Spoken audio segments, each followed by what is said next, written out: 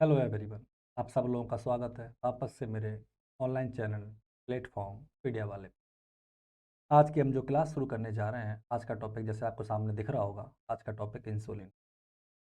Insulin के बारे में काफ़ी सारी चीज़ें आपने पहले से पढ़ी होंगी, पहले से आप जानते हो। ऐसा तो है नहीं कि इस टॉपिक आपने पहली बार सुना हो या पहली बार देखा हो। टॉपिक के बारे में आप अच्छे से वाकिफ हो। मेरा काम क्या है, वो पॉइंट बताना इंसुलिन से रिलेटेड जो एग्ज़ाम में पूछे जाते हैं, और एग्ज़ाम में इस टॉपिक से क्वेश्चन आता है, ये अच्छे से पता है आपको, चाहे नॉरसेट हो, चाहे सीएचओ हो, चाहे आरआरबी या कोई भी हो। उन सब की तैयारी करने के लिए आज का टॉपिक याद रखना। इंसुलिन से आज की क्लास देखने के बाद जितने भी क्वेश्चन आएंगे, मेरे हिसाब से वो आपके गलत नहीं हो। ये मैं दावा कर सकता हूँ 100%। कोई सा भी क्वेश्चन घुमा ले, आपका सही हो जाएगा। क्लास को थोड़ा ध्यान सुनेंगे और समय न खराब करते हुए हम आज का टॉपिक स्टार्ट करने जा रहे हैं। और आज का टॉपिक बेटा क्या है? इंसुलिन। ठीक है। इंसुलिन में सबसे पहले बात करते हैं कि इंसुलिन के टाइप्स। पहले हम इसके टाइप्स के बारे में देख लेते हैं, फिर हम देखेंगे कि इसका पीक पॉइंट कब आता है, इसका टोटल ड्यूरेशन कितना होता है, वो सब डिटेल में पढ़ेंगे। तो सबसे पहले टॉपिक का नाम याद रखिएगा। टॉपिक का नाम बेटा क्या बताया? टॉपिक का नाम है इंसुलिन। ठीक है। अब ये जो इंसुलिन है, ये कौन कौन से टाइप के होते हैं? इंसुलिन में जो पहला टाइप मैं बता रहा हूँ आपको, that is the short acting insulin. क्या कहते हैं बेटा इसको? Short acting insulin. अब ये जो शॉर्ट एक्टिंग इंसुलिन होता है, एक्चुअल में इसे और क्या क्या नाम से बोलते हैं? इसी को हम दूसरे नाम से बोलते हैं, जिसे हम कहते हैं रेगुलर इंसुलिन। क्या कहते हैं? Regular insulin. कौन सी कैटेगरी का इंसुलिन होता है? तो शॉर्ट एक्टिंग होता है, तो इसे रेगुलर इंसुलिन भी कहते हैं। समझ में आ रहा है? इसी को सॉल्यूबल इंसुलिन भी कहते हैं। इसी को हम क्या कहते हैं? सॉल्यूबल इंसुलिन कहते हैं। सारे इसी के हैं, ठीक है। और इसी को हम न्यूट्रल इंसुलिन भी कहते हैं। तो जितने भी नाम हैं सब इसी के बच्चे। चाहे इसे रेगुलर इंसुलिन बोल लीजिए, चाहे इसको सॉल्यूबल इंसुलिन बोल लीजिए, चाहे आप इसे न्यूट्रल इंसुलिन बोल लीजिए, सारे एक ही टाइप है, एक ही नाम है। ठीक है बच्चे। क्योंकि इसका शॉर्ट एक्टिंग है, तो वो ये पूछेगा इसकी खास बात क्या है। जो इसके खास बात के बताओ, स्टार्ट वर्क क्विकली। इसका जो एक्शन है बहुत तेजी से स्टार्ट होता है। स्टार्ट एक्शन क्विकली मतलब बहुत जल्दी से ये काम करना शुरू कर देती है बॉडी में जाने के बाद। आपने कहा ठीक है। तो अब क्वेश्चन है कि सर आप इसे लेते कब हो? क्वेश्चन मेरे हिसाब से सबसे इंपॉर्टेंट नर्सिंग एस्पेक्ट में यही है, इसे कब दिया जाना चाहिए, कब पेशेंट को एडवाइस करना चाहिए लेने के लिए।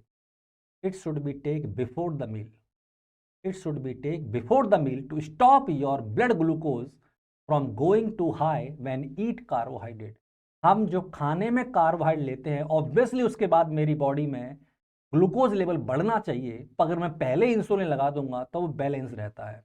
तो आपसे पूछा जाएगा इसे कब देना चाहिए, तो याद रखना बिफोर मील।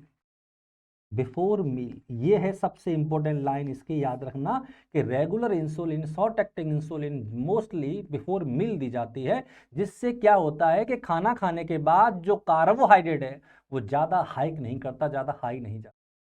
समझ आ रहा है? To prevent rise in carbohydrate level. CHO मतलब carbohydrate level after diet. Diet के बाद जो सीएचओ लेवल है वो ज्यादा हाइक ना हो जाए, इसलिए हम शॉर्ट एक्टिंग इंसुलिन को, रेगुलर इंसुलिन को खाने से पहले देते हैं। एग्जाम्पल याद रहेगा, एग्जाम्पल इसका regular insulin. Clear? After regular insulin the next one कौन सा है बच्चे? शॉर्ट एक्टिंग के बाद लॉन्ग एक्टिंग इंसुलिन। इसे कहते हैं लॉन्ग एक्टिंग इंसुलिन। और ये जो लॉन्ग एक्टिंग इंसुलिन है, एक्चुअल में आप इसे बेसल इंसुलिन भी कह सकते हैं। क्या कह सकते हैं? Basal insulin. क्लियर बच्चे? बेसल इंसुलिन कह सकते हैं। और आप इसे कब लोगे, वही वापस से 5 स्टार वाला क्वेश्चन है, इसे कब लिया जाता है? इसे टेकन बिटवीन मील। इसे मील एंड बेड टाइम के बीच में लिया जाता है, खाने के बाद और सोने से पहले। समझ में आ रहा है? तो it is taken between meal, it is taken between meals and कौन सा? at bed time, at bed time। याद रहेगा बच्चे। So that is long acting insulin. ये सारी चीजें हम किसके बारे में बात कर रहे हैं, टाइप ऑफ इंसुलिन के बारे में, आगे डिटेल में और इसके बारे में देखेंगे, ठीक है। नाउ नंबर थर्ड कौन सा है बच्चे, नंबर थर्ड पे आता है रैपिड एक्टिंग इंसुलिन। कौन सा है, rapid acting insulin. Rapid acting insulin को हम बोलस इंसुलिन भी कहते हैं। क्या कहते हैं, बोलस इंसुलिन। इसको रैपिड एक्टिंग को हम और किस नाम से जानते हैं, that is for bolus insulin, हाँ या ना। और इसे कब लिया जाता है, taken at start of the meal, जब हम खाना शुरू करते हैं तब लेते हैं। एक बिफोर मील थी, एक खाने और सोने के बीच में थी। इसे कब लिया जाएगा, टेकन एट, इसे कब स्टार्ट करते हैं हम लेना, एट स्टार्ट ऑफ मील, जब आपका खाना शुरू हुआ है तब दिया जाएगा रैपिड एक्टिंग इंसुलिन। क्लियर है, पक्का, इतना समझ में आ गया, ठीक है। After the rapid acting the next one is intermediate acting insulin. कौन सा है, इंटरमीडिएट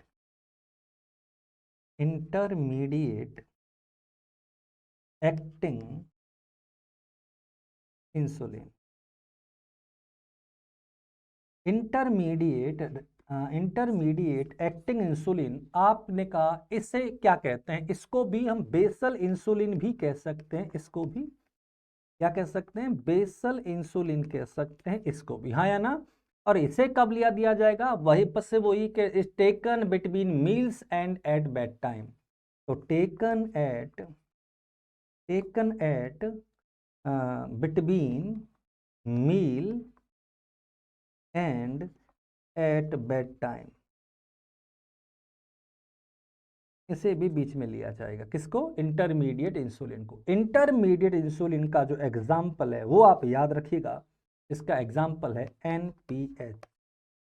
एनपीएच इंसुलिन काफ़ी फेमस है, आपको मैं बताऊंगा कैसे मिक्सिंग की जाती है इन सब के बारे में। इसे कहते हैं neutral protamine Hagedorn insulin, neutral protamine, protamine Hagedorn, ये नाम है इसका पूरा।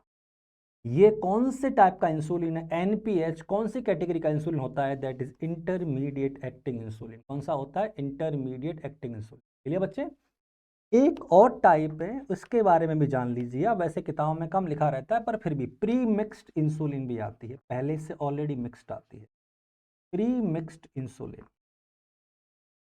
और ये जो प्री मिक्स्ड इंसुलिन है इसमें क्या होता है कि fix component formulation of rapid acting या शॉर्ट एक्टिंग या इंटरमीडिएट एक्टिंग या लॉन्ग एक्टिंग इंसुलिन के, इनके क्या होते हैं, इनके कॉम्बिनेशन आते हैं, मिक्स पहले से ही आता है तो इसके फिक्स्ड कंपोनेंट आते हैं, ऑफ इंसुलिन, जो पहले से क्या होते हैं, मिक्स होते हैं। अब ये फॉर्मूल कंपोनेंट किस किस के होते हैं, इनके मिक्सर में क्या क्या हो सकते हैं, मिक्सिंग में हो सकते हैं, शॉर्ट एक्टिंग इंसुलिन हो सकता है, लॉन्ग एक्टिंग इंसुलिन हो सकता है, रैपिड एक्टिंग इंसुलिन हो सकता है, इंटरमीडिएट एक्टिंग इंसुलिन हो सकता है। ये सारे जो नाम मैंने बताए हैं, short acting insulin, long acting insulin, rapid acting insulin, intermediate, ये सबके मिक्सर हो सकते हैं अलग अलग। और इसे दोनों में काम ले सकते हैं, इसे फास्टिंग में भी काम में लिया जा सकता है और पोस्ट प्रेंडियल यानी खाने के बाद भी कंट्रोल करने के लिए, इसे कहते हैं पोस्ट प्रेंडियल ग्लाइसेमिक कंट्रोल।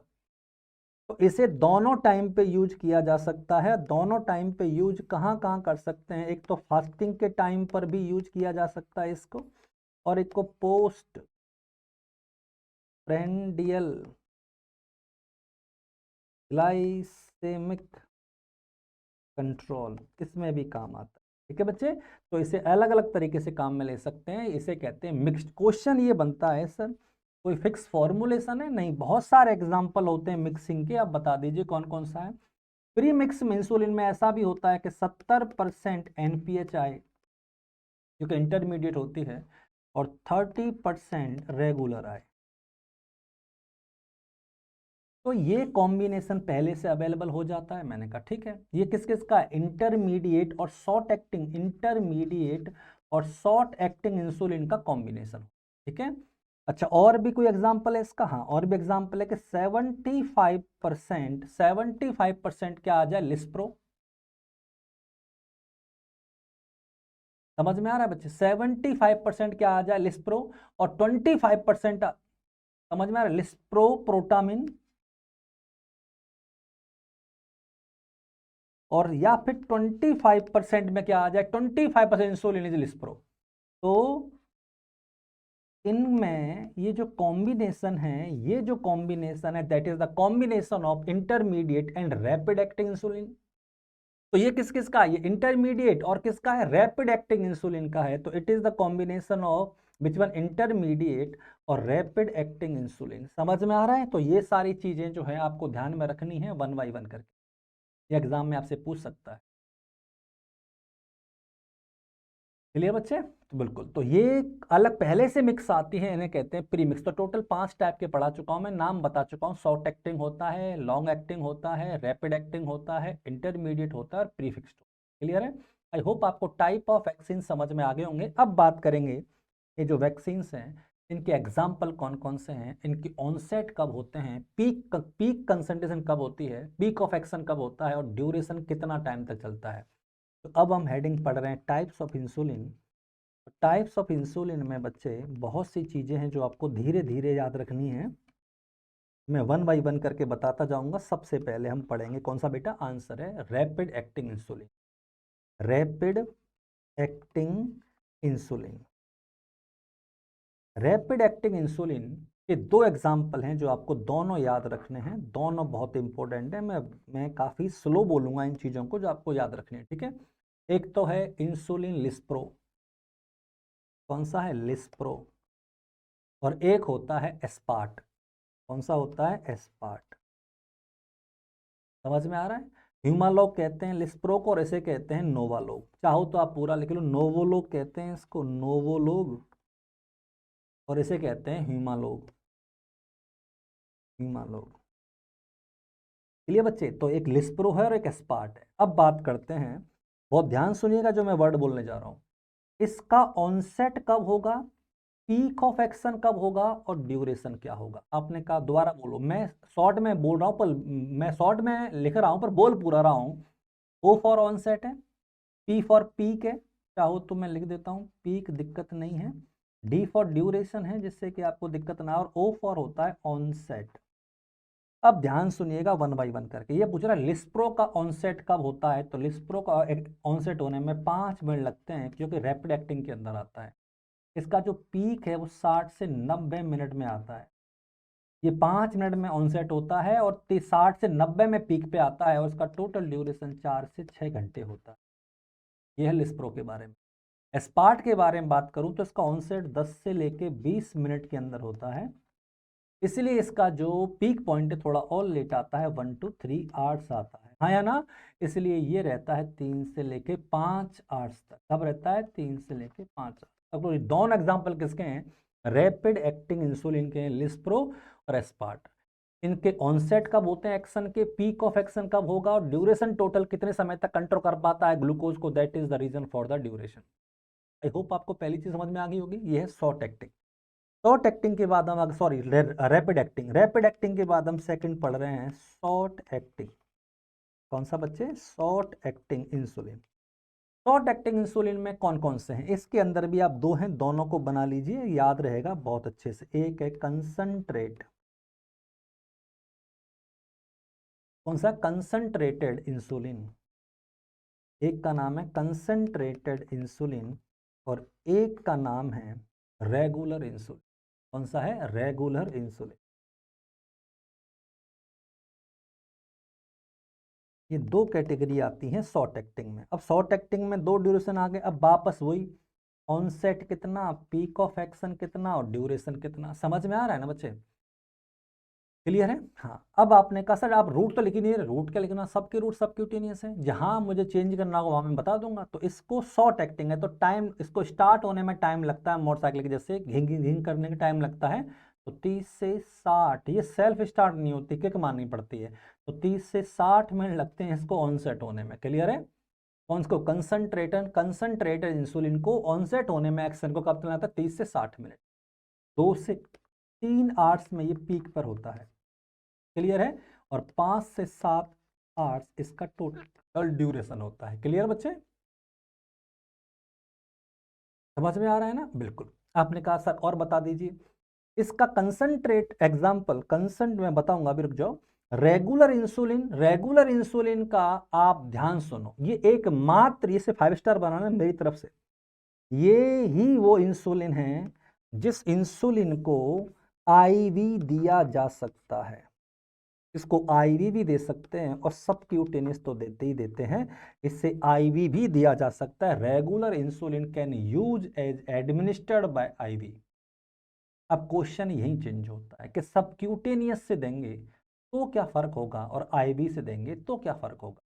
अगर मैं कहूं कि मैं इसे सबक्यूटेनियस डोज से दे रहा हूं या मैं इसे आईवी डोज से दे रहा हूं, इनमें चेंजेस कैसे आते हैं उसके बारे में देखते हैं। अगर आप इसे सबक्यूटेनियस देख रहे हो तो इसको एक्शन को स्टार्ट होने में 30 से 60 मिनट लग जाती है, हाँ या ना?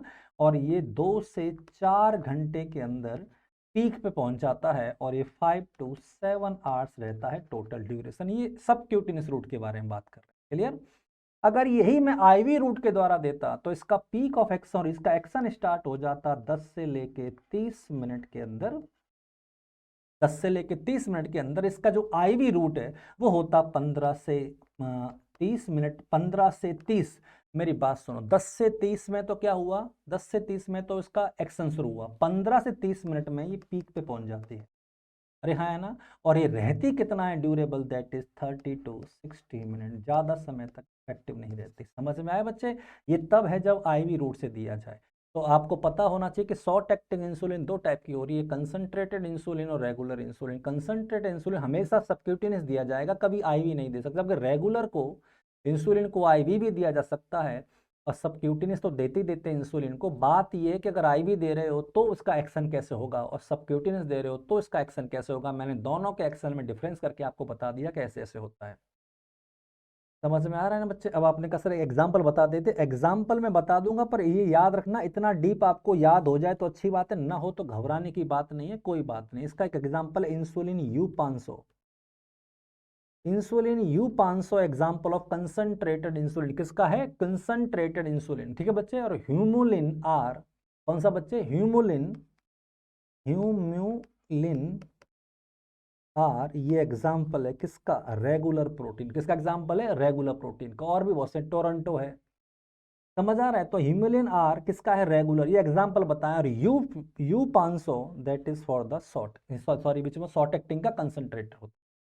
तो how many type of insulin भी डिस्कस? 2। 2 इंसुलिन बढ़ा चुका हूं मैं, एक तो रैपिड एक्टिंग और एक शॉर्ट एक्टिंग। आई होप आपको दोनों चीज समझ में आ गए होंगे। ठीक है? इसके बाद हम बात करते हैं नंबर 3 पे, इंटरमीडिएट इंसुलिन।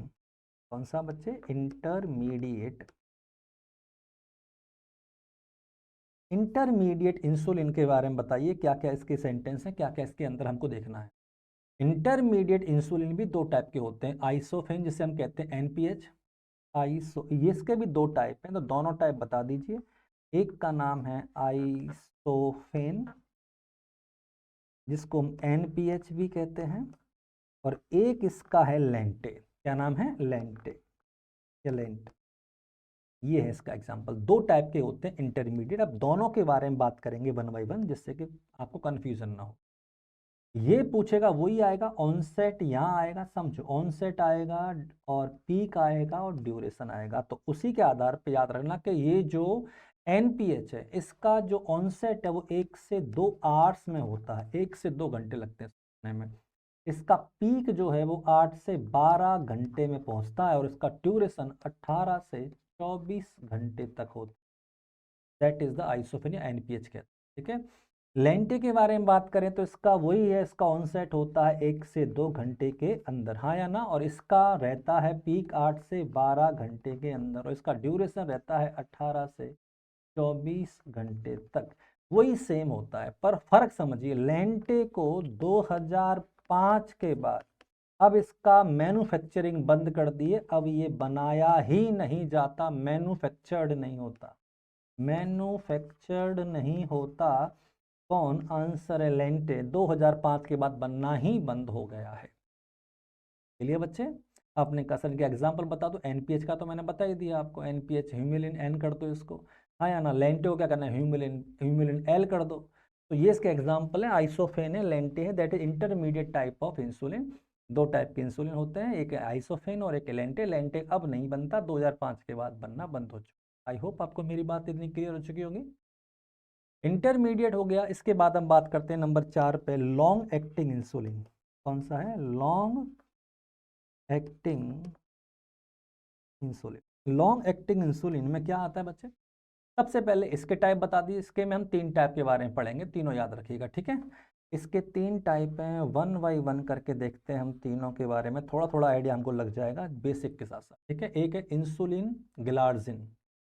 कौन सा बच्चे? इंसुलिन ग्लार्जिन, पहला टाइप लॉन्ग एक्टिंग का, ठीक है। अगला है डेटेमिर, डेटेमिर, ये है नंबर 2, समझ आ रहा है। नंबर 3 पे है अल्ट्रा लेंटे। कौन सा है? Ultra lente. तो these all are the long acting insulin. क्या कहते हैं बेटा? इसको लॉन्ग एक्टिंग इंसुलिन कहते हैं। इसका ऑनसेट देखेंगे, फिर इसका पीक देखेंगे, और फिर इसका टोटल ड्यूरेशन देखेंगे 1 बाई 1 करके, ठीक है।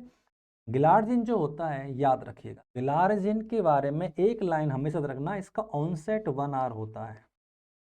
तो ऑनसेट क्या होता है? 1 आवर, आया ना। और उसके बाद ये पीक कभी नहीं पकड़ता, ये कांस्टेंट रहता है, यानी इसमें पीक कभी नहीं आता। जैसा पहले ऑनसेट पे असर होता है, पूरे समय तक असर वैसा ही होता है। तो इसमें पीक एब्सेंट होता है गिलार्जिन के अंदर। तो ये कब तक टोटल ड्यूरेशन रखता है? 24 घंटे तक इसका असर रहता है। जो that is the long acting insulin.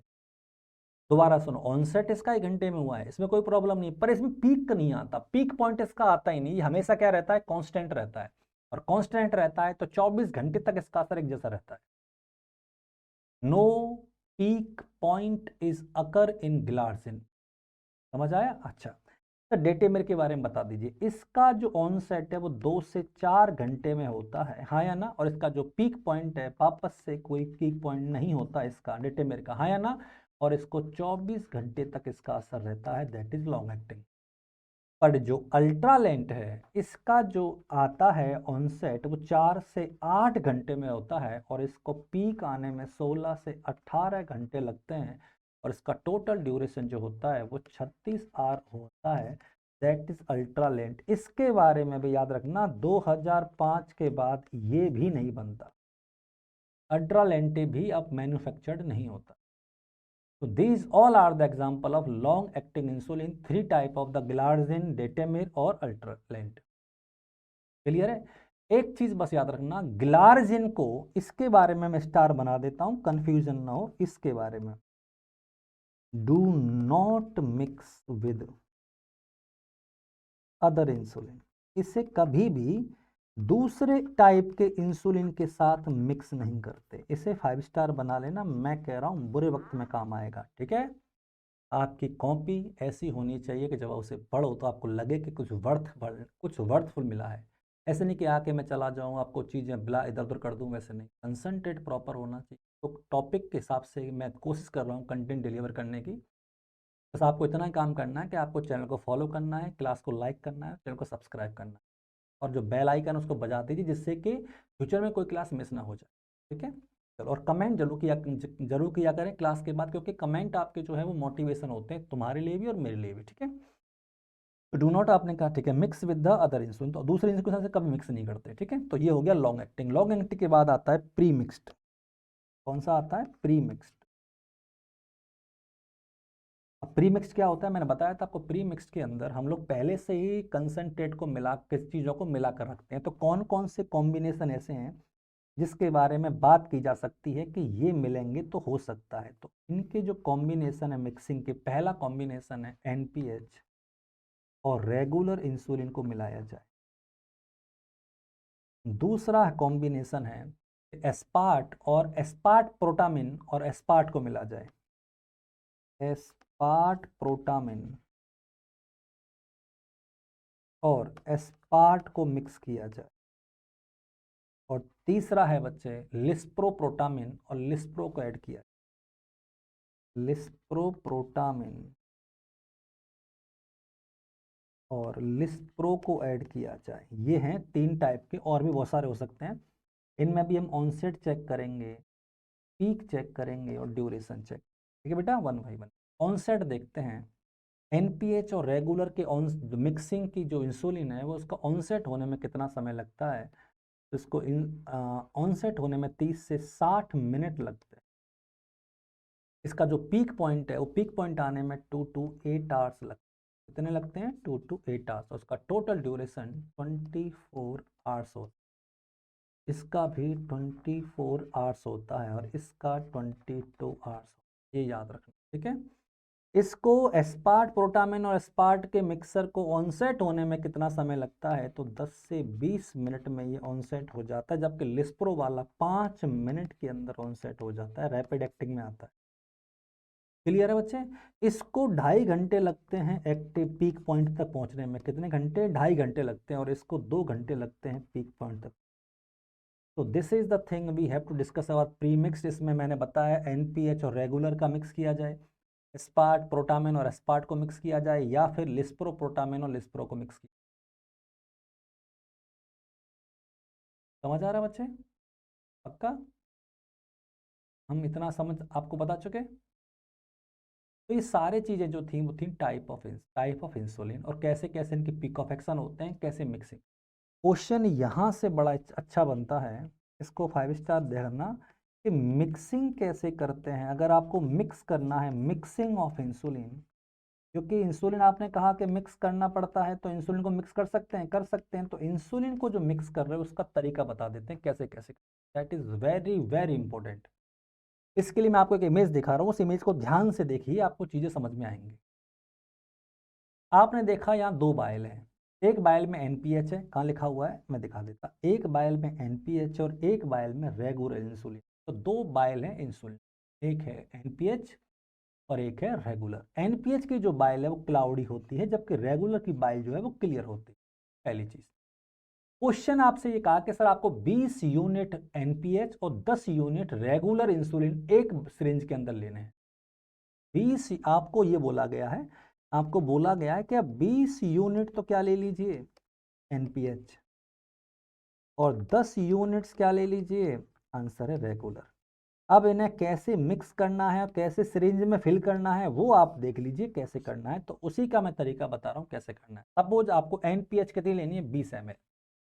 आपने एनपीएच की बाइल ली, क्लाउडी साफ दिख रहा है, मैंने कहा ठीक है 20 ml। 20 ml ये जो एयर है इसके अंदर कितनी ml, 20 ml एयर को इस बाइल में इंजेक्ट कर दो।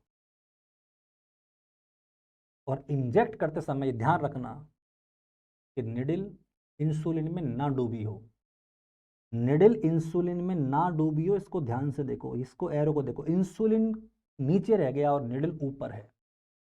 समझ में आ रहा है? दोबारा बताता हूँ, ध्यान से देखिए, इसको एरो को छोड़ दीजिए।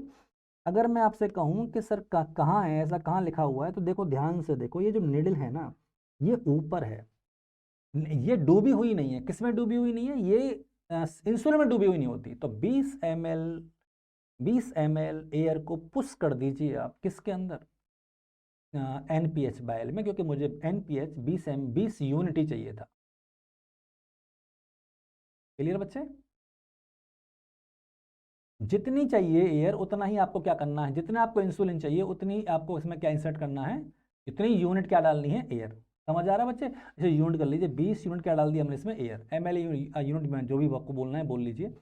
इसके बाद 10 यूनिट्स आप इसमें क्या पुश कर दीजिए, एयर। 10 यूनिट पुश करिए किसमें, रेगुलर, क्योंकि आपको रेगुलर कितनी चाहिए थी, 10 चाहिए थी।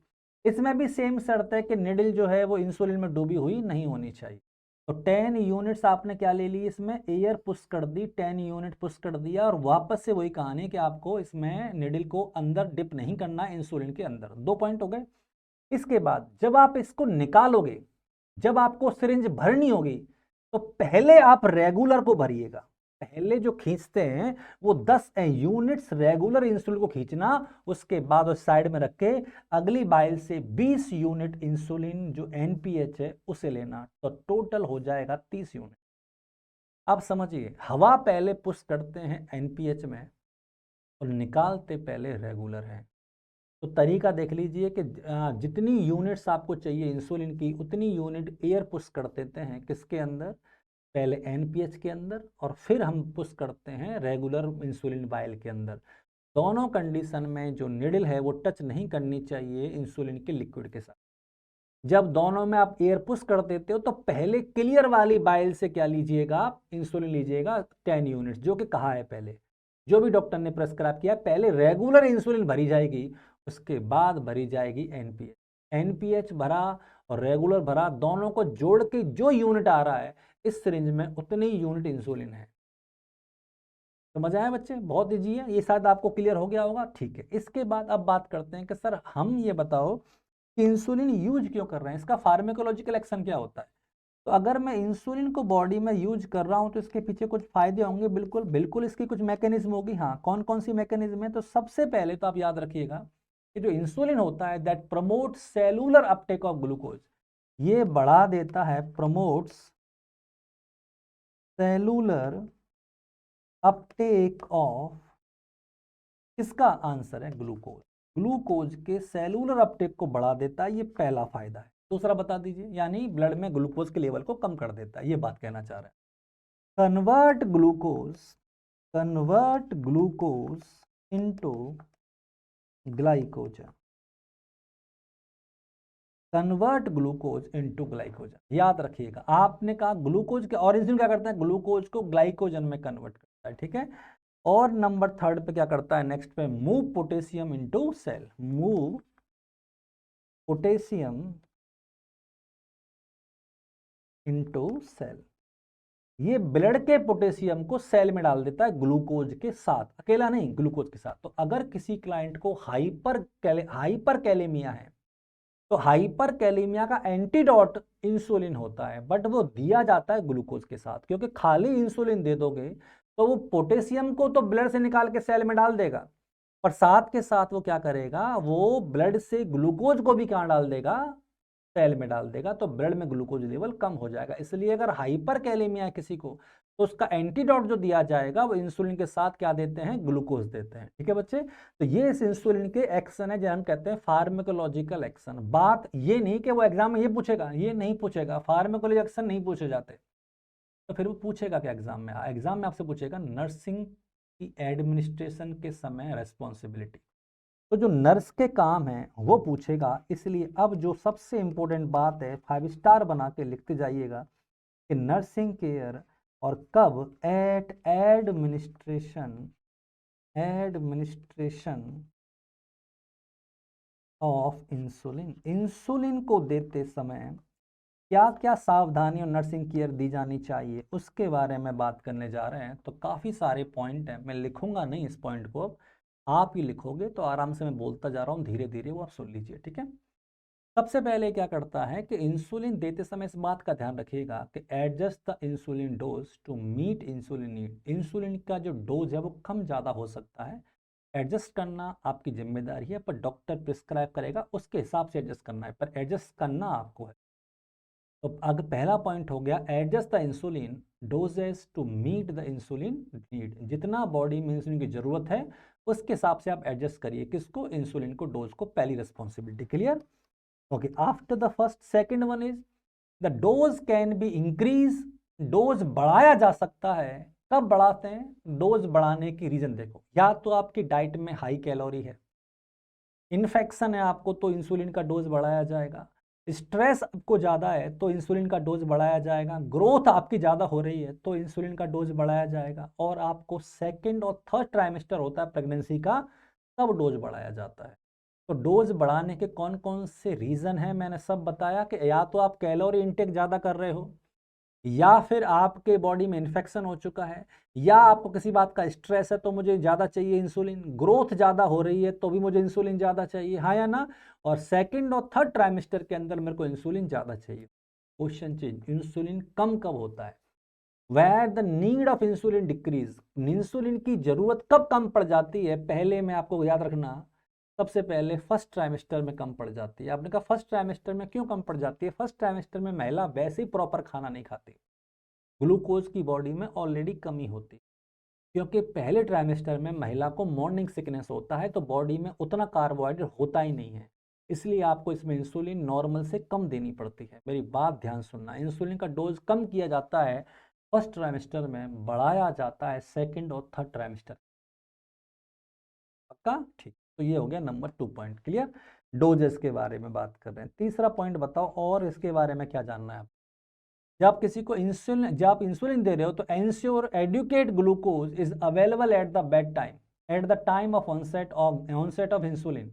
याद रखना, इंसुलिन के एक्शन के समय और इंसुलिन के पीक टाइम के समय आप पेशेंट के बेड साइड ग्लूकोज रेडी रखोगे। आपकी जिम्मेदारी है, nursing officer, glucose should be available at the bed side at the time of onset of insulin and peak action of insulin. दोबारा बोल रहा हूं बहुत स्लोली, ध्यान सुनना। We should arrange the adequate amount of glucose at the bed time, at the bed side, at the bed side during the onset of insulin action और peak action of insulin. Insulin के peak action के समय या onset होते समय आपको क्या करना है, आपकी जिम्मेदारी ये बनती है कि आप वहां रेडी रखो ग्लूकोज, क्योंकि अगर है हो सकता है कि डोज ज़्यादा हो जाए और क्लाइंट सडनली हाइपोग्लाइसेमिया में चला जाए तो उससे कोई कॉम्प्लिकेशन ना आ जाए, इसलिए हमेशा हम तैयार रखते हैं ग्लूकोज। 3 पॉइंट क्लियर हुए? ठीक है। चौथा पॉइंट याद रखिए और बताओ, when mixing short acting insulin with the long acting insulin, जब आप शॉर्ट एक्टिंग इंसुलिन और लॉन्ग एक्टिंग इंसुलिन को मिलाते हो तो पहले शॉर्ट एक्टिंग इंसुलिन खींची जाती है सिरिंज में, उसके बाद लॉन्ग एक्टिंग आती है। पहले क्या था उधर, पहले रेगुलर थी, उसके बाद एनपीएच है। अगर शॉर्ट एक्टिंग और लॉन्ग एक्टिंग की मिक्सिंग होनी है तो पहले जो ड्रॉ होगी वो शॉर्ट एक्टिंग ड्रॉ होगी, उसके बाद जो ड्रॉ होगी वो लॉन्ग एक्टिंग होगी। तो आपसे पूछा जाए, लिख देता हूं क्योंकि ये इंपॉर्टेंट लग रहा मुझे, शॉर्ट एक्टिंग पहले आती है, ड्रॉ किया जाता है, और जो लॉन्ग एक्टिंग होती है उसे बाद में करते हैं। ये फर्स्ट हो गया और ये हो गया सेकंड। तो बाद में जो खींचते हैं सिरिंज में वो लॉन्ग एक्टिंग होती है। क्लियर है? ठीक है। क्यों कर रहे हो ऐसा? What is the reason behind that? This thing should be prevent the possibility of accidental injection of some longer acting insulin into the shorter acting insulin. कभी भी long acting insulin short acting insulin में mix नहीं होनी चाहिए। मैं समझा नहीं, वो मेरा काम है, मैं बताता हूँ क्या हुआ। अगर तू पहले लॉन्ग एक्टिंग ले लेता, इंसुलिन ले लिया तूने, फिर तू उससे शॉर्ट एक्टिंग लेता, तो हो सकता है कुछ डोज लॉन्ग एक्टिंग का शॉर्ट एक्टिंग की बाइल में मिक्स हो जाता। अगर वो मिक्स हो जाता तो याद रखना उसके सब्सिक्वेंट यूजेज आते, यानी कोई उसके एक्सीडेंटली उसके जो मिक्सिंग हुई है उसके साइड इफेक्ट आते या उसकी पेटेंसी या एफिशिएंसी पे फर्क पड़ता। दोबारा सुनो, शॉर्ट एक्टिंग पहले खींचते हैं, लॉन्ग एक्टिंग बाद में खींचते। लॉन्ग एक्टिंग बाद में इसलिए खींचते हैं क्योंकि अगर पहले लॉन्ग एक्टिंग खींच लेते तो बाद में शॉर्ट एक्टिंग खींचते समय लॉन्ग एक्टिंग की जो इंसुलिन है वो कुछ बाइल में चली जाती शॉर्ट एक्टिंग वाले में, जिससे शॉर्ट एक्टिंग वाइल की जो वैक्सीन है, जो इंसुलिन है, वो उसके फंक्शन कॉम्प्रोमाइज होते, एफिशिएंसी कम हो जाती। इसलिए पहले हम लेते हैं शॉर्ट एक्टिंग, उसके बाद लेते हैं लॉन्ग एक्टिंग, के मिक्स होने की संभावना ही खत्म। आपने कहा था सिरिंज में भी तो मिक्स हो रहे हैं, सिरिंज में मिक्स नहीं हो रहे, अब आप इंसर्ट करने जा रहे हो, अब बॉडी में जाके होगा। अगर वो बायल में लंबे समय तक रखा रहता तो जाके दिक्कत होती। चलिए बच्चे, ओके। अगर किसी के इंसुलिन बायल में सस्पेंशन आ गए हैं तो आप उसको दोनों हथेलियों के बीच में मिलके ऐसे आराम से डिस्पर्स कर दीजिए इंसुलिन को। ठीक है? समझ में आ रहा है बच्चे? और ये पहले कर लेना विड्रॉ करने से पहले। If the suspension are present in the vial, the rotating the vial between the palm, and when the suspension is disappear, you withdraw the insulin into the syringe। फिर आप इंसुलिन को विड्रॉ कर लीजिए syringe के अंदर, पर तब तक मत करना जब तक कि वो जो सस्पेंशन है वो चले ना जाए। सस्पेंशन का जाना बहुत जरूरी। कितने पॉइंट हो गए बच्चे? 5 पॉइंट याद रहेंगे? ठीक है। छठवें नंबर पे और बताओ क्या करना है कि NPH is pre mixed insulin should appear cloudy. याद रखना कि एनपीएच और पहले से दो टाइप के, एक तो एनपीएच क्लाउडी होता है, एक प्री मिक्स्ड इंसुलिन भी क्लाउडी होती है। तो दोनों ही इंसुलिन क्लाउडी होते हैं। कौन कौन से? एक तो एनपीएच और एक प्री मिक्स्ड। ये दोनों इंसुलिन कैसे होते हैं? क्लाउडी होते हैं। कैसे होते हैं? क्लाउडी। याद रहेगा। आपने कहा ठीक है, do not administer other insulin if they are cloudy और any insulin that are discoloured if precipitate present. याद रखना कि अगर किसी भी इंसुलिन क्लाउडी चलेगा, क्लाउडी में प्रॉब्लम नहीं है, बट डिसकलर्ड नहीं होना चाहिए। डिसकलर्ड नहीं होना चाहिए, याद रखना। Cloudy is okay but discoloured is not okay. तो डिसकलर्ड इंसुलिन इंजेक्ट नहीं किए थे, आप क्लाउडी को इंजेक्ट कर सकते हो क्योंकि होती एनपीएच क्लाउडी है। चलिए बच्चे, ठीक है। अगला पॉइंट बताओ। एडमिनिस्टर आपको अगर देनी है तो लिस्प्रो, एस्पार्ट, ग्लूलिसिन और रेगुलर इंसुलिन, आप इनको मेरी बात सुनो, मैं बता दूं। देखो बहुत इंपॉर्टेंट है, इंसुलिन के रूट पूछेगा आपसे। तो जो इंसुलिन है इसके रूट बता देता हूं। 3 रूट मान लीजिए। आपने कहा तीसरा कहाँ आ गया? लिख लो। सबक्यूटेनियस तो होता है, सबको पता है, सबक्यूटेनियस तो होता ही। एक होता है कंटिन्यूअस सबक्यूटेनियस इन्फ्यूजन और एक होता है आईवी। अभी अभी मैं बोल के गया हूं, आईवी ओनली रेगुलर इंसुलिन होती। अरे हाँ है ना। और बाकी की रेस्ट ऑफ इंसुलिन या तो सबक्यूटेनियस जाएंगी या कंटिन्यूअस सबक्यूटेनियस इन्फ्यूजन जाएंगी। रिमेनिंग ऑल इंसुलिन, बाकी की जो इंसुलिन है वो जाएंगी सबक्यूटेनियस या कंटिन्यूअस सबक्यूटेनियस, क्या थी बच्चे? इन्फ्यूजन। सिर्फ रेगुलर वाली है वो आईवी चाहिए। तो याद रहेंगे? पक्का? ओके। और बताओ sir. Instruct the client to the administered, समझिए, instruct the client to the administered subcutaneous insulin on general area. याद रखिएगा, आपको अलग अलग एरिया पे इंसुलिन के एब्जॉर्प्शन की रेट अलग अलग होती। एब्जॉर्प्शन रेट अलग अलग। कितने पॉइंट बेटा बता चुका मैं? 7। ये है 8वां। तो absorption rate of insulin is different at different site. अलग अलग साइट पे अलग अलग इंसुलिन एब्जॉर्ब अलग अलग स्पीड से होता है। आपने क्या एग्जांपल बता दीजिए। याद रखना कि that the absorption rate of subcutaneous route is increase from the thighs to the upper arm to the abdomen. ये बढ़ता जाता है। थाइज पे ज्यादा होता है, थाइज से कम, थाइस पे ज़्यादा होता है पर आर्म से कम होता है, एब्डमन से कम होता है। तो अलग अलग रेट पे, एब्डमन में ज़्यादा, आर्म में उससे कम, थाइस में उससे कम। तो अलग अलग एब्जॉर्प्शन अलग अलग रेट पे होंगे। डिपेंड इस बात पे करता है कि आपने कहाँ पे साइट चुना है सबक्यूटेनियस देने का इंसुलिन। समझ में आ रहा है बच्चे? याद रखेगा इतना, ठीक है। अब वो पूछेगा कि सर ये जो सिरिंज है, ये जो सिरिंज है इसके बारे में बताओ। इंसुलिन की सिरिंज आती है, हाँ। याद रखना, इंसुलिन स्पेसिफिक सिरिंज आती है। इंसुलिन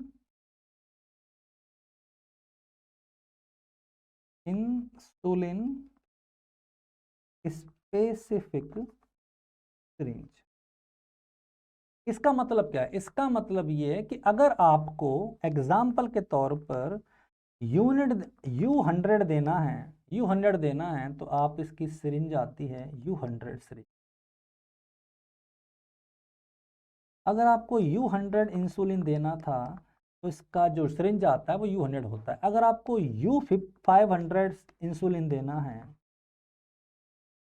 तो इसकी सिरिंज आती है U500।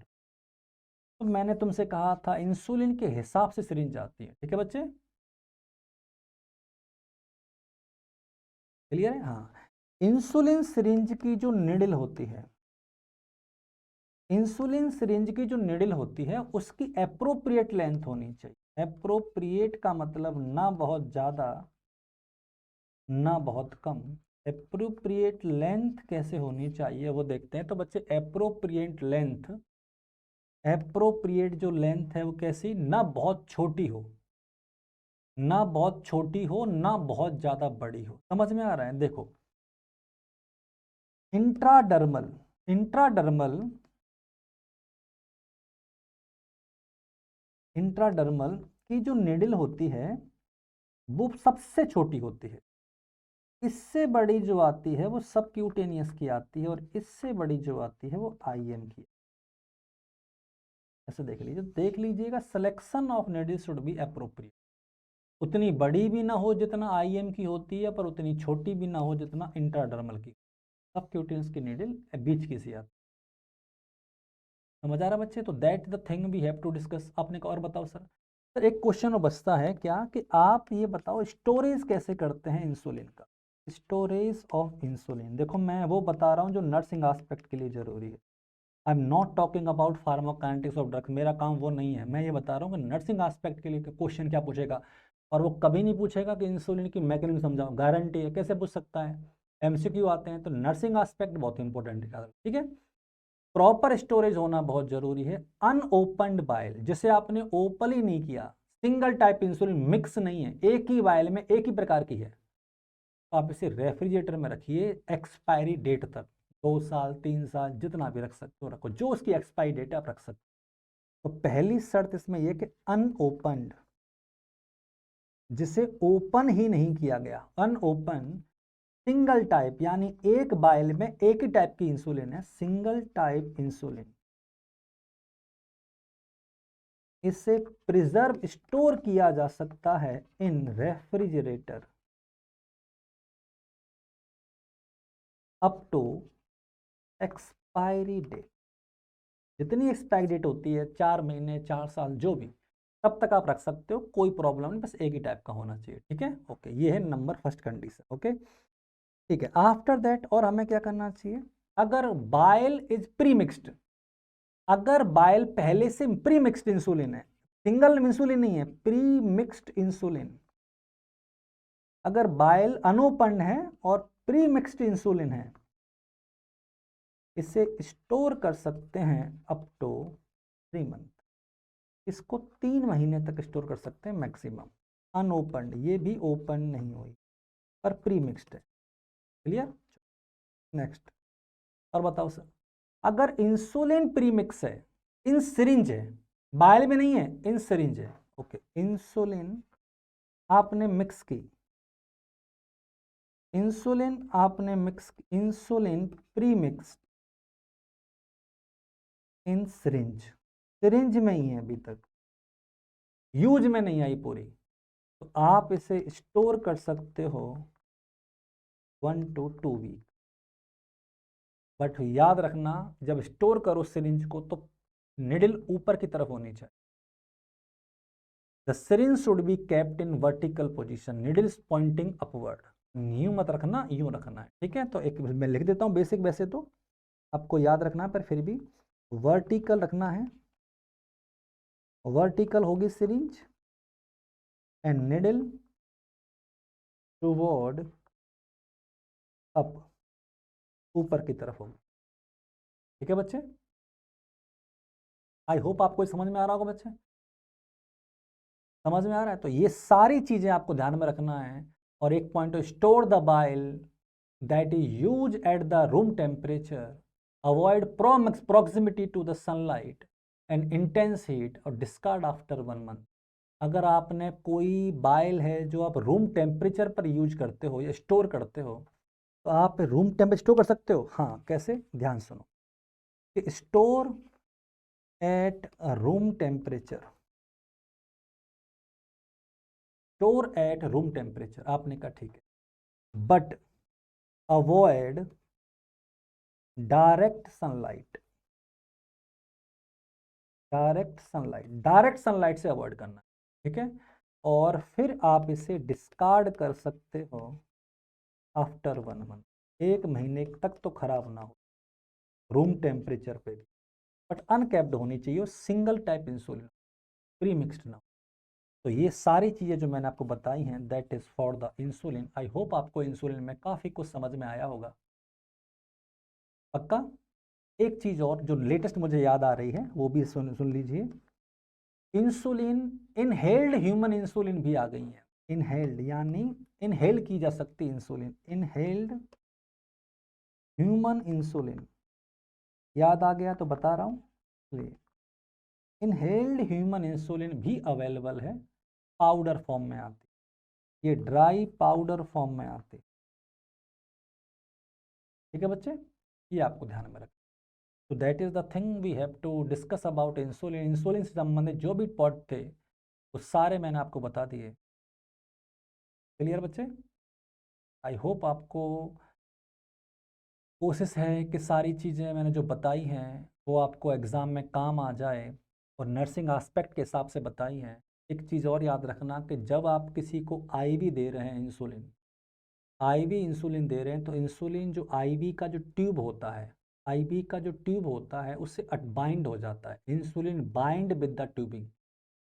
तो आप ये मान के चलिए कि 50 ml तो वेस्ट मान लीजिएगा उस सिरिंज के अंदर, उस कंटेनर के अंदर जो लिक्विड है उसमें से 50 ml तो वेस्ट ही काउंट करना आप, या पहले वेस्ट निकाल देना उसमें। मैं समझ में नहीं आया, जैसे कि आपने किसी सॉल्यूशन में इंसुलिन डाल दिया और इंसुलिन को चालू कर दिया, तो 50 ml पहले निकाल देना। क्यों ऐसा हम बोलते हैं कि 50 ml वेस्ट क्यों बोलते हैं? क्योंकि इंसुलिन इंसुलिन बाइंड हो जाती है ट्यूब के साथ, इंसुलिन बाइंड हो जाती है ट्यूब के साथ, तो इसका जो वेस्ट है वो 50 ml तो मानना ही मानना है कि 50 ml तो वेस्ट होगा ही होगा। 50 ml में जितनी इंसुलिन यूनिट है वो आप मान लीजिए कि वो तो नहीं लगी, तो इतना एक्स्ट्रा देनी पड़ेगी। समझ में आ रहा है कि नहीं आ रहा? जैसे कि 500 ml है, मैं बताऊँ 500 ml लिक्विड था, उसमें आपने 100 यूनिट क्या डाल दी?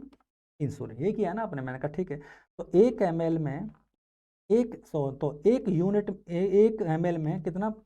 1 यूनिट 1 यूनिट इंसुलिन कितने ml में है? 5 ml के अंदर है। तो 50 ml वेस्ट है, यानी 5 यूनिट वेस्ट हो गई हैं, तो 5 यूनिट एक्स्ट्रा दे देना। तो मैं समझ में आया जो मैंने कहा? हाँ, क्योंकि बाइंड होती है इंसुलिन ट्यूब के साथ। अगर आपने 500 ml लिक्विड में डाला है 100 यूनिट इंसुलिन, तो ये मान लीजिएगा कि 5 ml के अंदर 1 यूनिट, और 50 ml वेस्ट होना है, तो 50 ml में कितनी यूनिट वेस्ट हो जाएंगी? 5, तो 5 इंसुलिन एक्स्ट्रा दे देना। इतना कहना चाह, आई होप अब तो आपको समझ में आ गया होगा। ये कुछ चीज़ें हैं जो आपको हॉस्पिटल में काम आएंगी, नॉरसेट में काम आएंगी, सीएचओ में काम आएंगी। क्लास को अगर आपने पसंद किया है तो लाइक करें, सब्सक्राइब करें, और ज़्यादा से ज़्यादा फीड देखने के लिए वीडियो चैनल को फॉलो करें, सब्सक्राइब करें। ठीक है बच्चों, कमेंट जरूर करके जाइएगा, और मुझे फॉलो करें इंस्टाग्राम पे। टेक केयर, गुड नाइट, खुदा हाफिज़।